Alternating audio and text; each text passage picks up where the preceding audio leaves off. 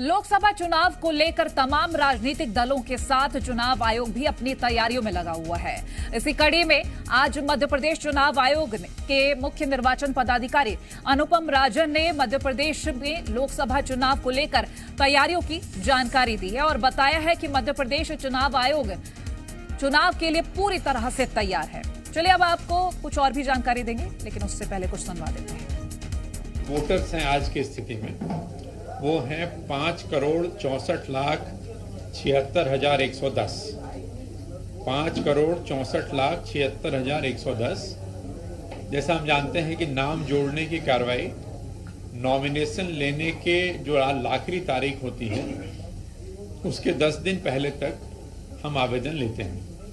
तो ये हर चरण के हिसाब से वैरी करेगा, क्योंकि नामांकन की तारीख भी हर फेज के लिए अलग अलग है। पुरुष मतदाताओं की संख्या 2,90,00,000 है, मैं राउंड फिगर बोल रहा हूं। महिला मतदाताओं की संख्या 2,74,00,000 है। Third gender 1,228।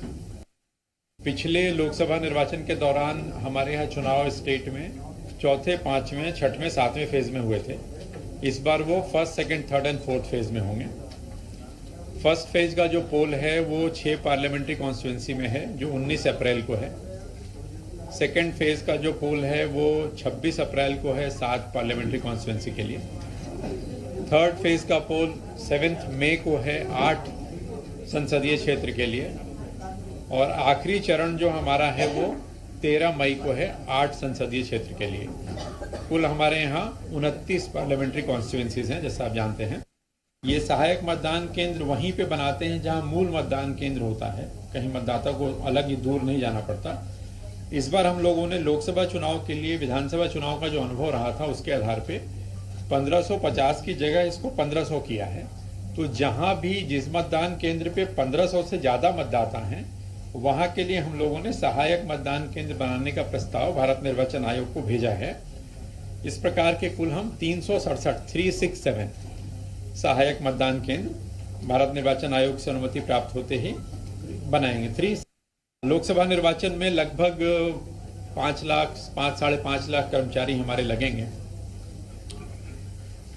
मतदान दिवस के दिन बीएलओ हर मतदान केंद्र में पहले उपलब्ध रहते हैं। उनके पास भी एक सूची होती है ताकि वो मतदाताओं की मदद कर सकें।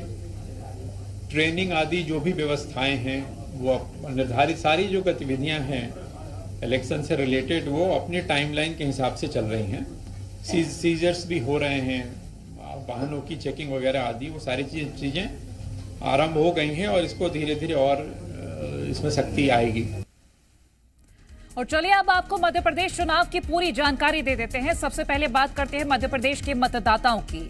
मध्य प्रदेश में कुल 5,64,76,110 वोटर्स हैं, जिसमें 2,90,00,000 पुरुष मतदाता और 2,74,00,000 महिला मतदाता हैं।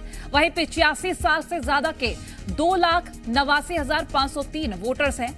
तो 5,79,130 दिव्यांग मतदाता हैं जो कि घर से वोट कर पाएंगे। मध्य प्रदेश में कुल आबादी 64.54% है। अब आपको बताते हैं कि मध्य प्रदेश में कितने पोलिंग स्टेशंस बनाए गए हैं। बता दें कि मध्य प्रदेश में कुल 64,523 मतदान केंद्र बनाए गए हैं, जिसमें सबसे कम छिंदवाड़ा में 1,934 मतदान केंद्र और सबसे ज्यादा मंडला में 2,614 मतदान केंद्र बनाए गए हैं। वहीं सबसे कम मतदाता छिंदवाड़ा में 16,32,074 है, तो सबसे ज्यादा इंदौर में 25,13,424 मतदाता हैं। लोकसभा चुनाव को लेकर आयोग ने कानून और सुरक्षा व्यवस्था की भी जानकारी दी है, जहां प्रदेश में कुल 2,84,503 लाइसेंस हथियार हैं, जिसमें से 1,25,000 हथियार जमा हुए हैं। वहीं आयोग ने अब तक 152 अवैध हथियार जब्त किए हैं। चुनाव के दौरान 5.5 लाख कर्मचारियों की ड्यूटी लगेगी और 500 से ज्यादा नाकों पर चेकिंग की जा रही है। चुनाव के दौरान 50% से ज्यादा मतदान केंद्रों पर लाइव स्ट्रीमिंग होगी और सभी ईवीएम मशीन्स गाड़ियों से जाएंगी, जिन पर जीपीएस लगाया जाएगा।